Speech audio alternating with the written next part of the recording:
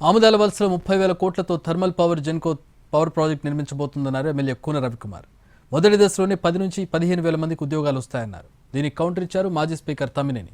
Thermal power ప్రాజెక్టును అడ్డుకుంటామన్నారు. గిరిజనుల దగ్గర 1600 ఎకరాల భూమి తీసుకుని పవర్ ప్రాజెక్టు కడతారా అని ప్రశ్నించారు.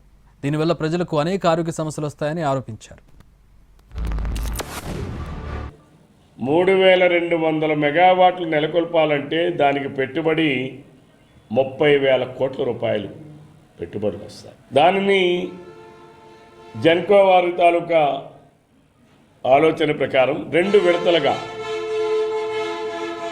3,200 మెగావాట్లని 2 విడతలుగా నెలకొల్పాలనేది వాళ్ళ తాలూకా ఆలోచన విధానం. మొదటి విడతలో 1600 మెగావాట్లు, రెండవ విడతలో 1600 మెగావాట్లు నెలకొల్పుతారు. ఈ పరిశ్రమ రావడం వలన మొదటి దశలోనే సుమారు 10-15 వేల మందికి ఉద్యోగ ఉపాధి అవకాశాలు లభిస్తాయి. మొత్తం గిరిజనుల భూములను మాత్రమే మన వాళ్ళు లాక్కొని ఆక్యుపై చేసుకుని ఇవాళ ఈ థర్మల్ పవర్ ప్లాంట్ కట్టాలి.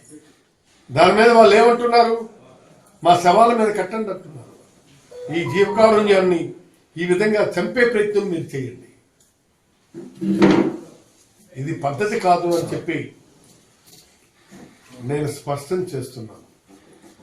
అంతేకాదు, ఇవాళ అది ఇక్కడ ప్లాంట్ ఉంటే 100 కిలోమీటర్ల దూరం దాని ఎఫెక్ట్ ఉంటుంది.